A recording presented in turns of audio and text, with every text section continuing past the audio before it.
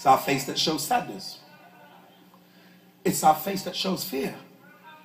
It's our face that shows anger, disgust, or even surprise. I can't tell if you're happy from your feet. Your arm won't tell me that you're happy. I may understand your happiness of your feet in conjunction with your face.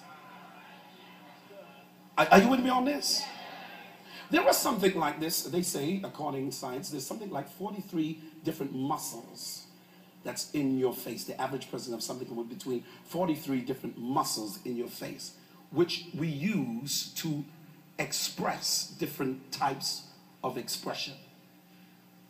What you got to understand is that communication, real communication, is not what comes out of your mouth. There might be some people in here that knows a little bit about sociology and knows a little bit about patterns of behavior, psychology. And they say this, that what comes out of your mouth when you're speaking is literally, in terms of percentage, 7%. So when I'm talking to you, you're literally, what you're hearing coming out is 7%. Now, what makes what I am saying even more communicated, what's causing communication is not just the content, but add to that the tone, the sound that comes out while I'm talking. If somebody came up to you and said, I love you, hopefully you wouldn't believe them.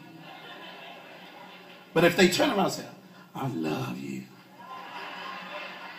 see, y'all start getting happy. Because in the sound,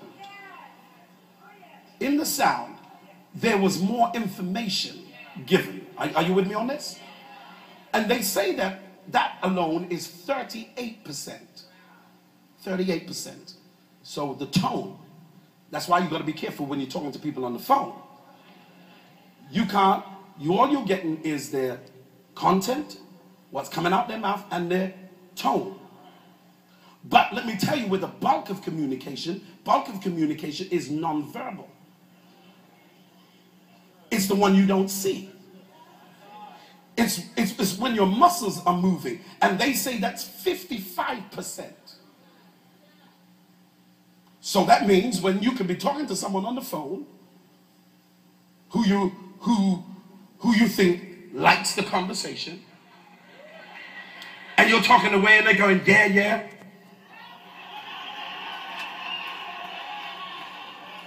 But because you didn't see 55%, you're convinced they're enjoying the conversation.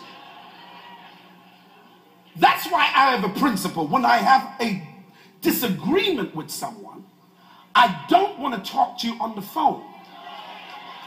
I want to see you face to face, because I can see more about what you're saying to me with your body language.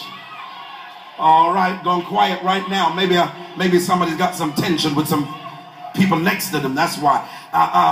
So you got to understand is that people will try and misinform you. Do you not know that? You don't know that when families go missing, when families go missing, and then they make an alert that their family member's gone missing. The first thing they do is bring the parents on TV to make an appeal. They make an appeal, but there's a twofold reason. Not just for the appeal to find out if anybody knows about their children missing, but they become the first suspect. And what they put them on television for is for the psychologists to read their body language. Because although they're saying they've lost their family members, their body language can tell them there's some guilt or something they've done that's connected to the situation.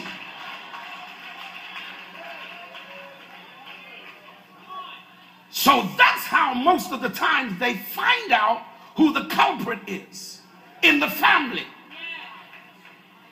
Because when you try to say something, your mouth will say something, but your body will testify against you. You ain't hearing me today. That's why you got to be careful that you're not caught up with people by what they say to you. Because anybody can say anything to make you feel good. But I got to check out your body language. Are you with me? All right, are we going somewhere? So then communication, I'm almost there now. So the bulk of communication, remember, is what? Nonverbal. Always remember that. Got an argument with someone, we're going to talk face to face. No telephone conversation. You're not going to hide behind this. So every time I say something, because you know you can say something to somebody and you see their face go, so what, you didn't like what I said? No, I didn't like what you said. But on the phone, you won't see that. Are you with me on that? So now it brings me back to understand the text. Here is what he's saying. In the light, in the illumination of the countenance of the king, in his face, and that word face means the part that turns. There is life. In other words, I can see from his face that his anger has turned. Now watch this. When anytime somebody starts looking at you, it's because they want to engage. All right, you're going to act like you were saved all your life. When a young man wants to pursue a woman, what does he do? He looks at her. He turns away. He looks again. And he hopes that the next time he looks, she will look too. Then he will walk away, turn his back and walk, then turns around. She's walking the other direction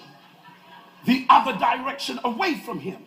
And he looks at her, and then if she turns around and looks, he knows it's a connection. I'm helping you, brothers, I'm helping you.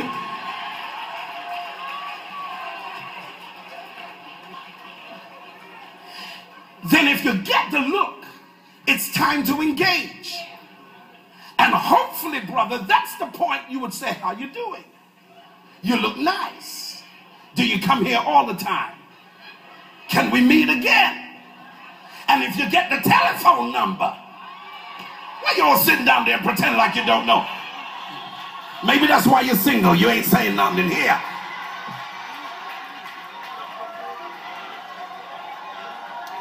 Someone said, oh, Bishop Francis, I didn't expect that for you. You're supposed to be a Holy Ghost man, and the Holy Ghost has just gone right out the door. See, your problem is you're trying to be not human. So now, it's at that point we now connect. And when that person starts looking at you, it's with an expectation of a conversation or an exchange. Why are you looking at me? What do you want from me? Lord have mercy. And here is what Solomon's saying, that when the king turns his face, he's turning with an expectation, and on his face is favor. I'm going to preach it tonight. I feel like preaching now. Somebody hold on, look at your neighbor and say favor. Yeah. From being angry 1 minute, now his face has changed. Because there's something that you said or you did that changed the atmosphere, that now I'm looking towards you and I'm getting ready to engage and give you favor. I stopped by here to tell you, God is getting ready to turn in your direction. If you don't want it, don't say nothing. If you don't want it, don't say nothing. But for those of you who holler and scream, God's getting ready to turn in your direction and give you favor. Somebody holler to your neighbor.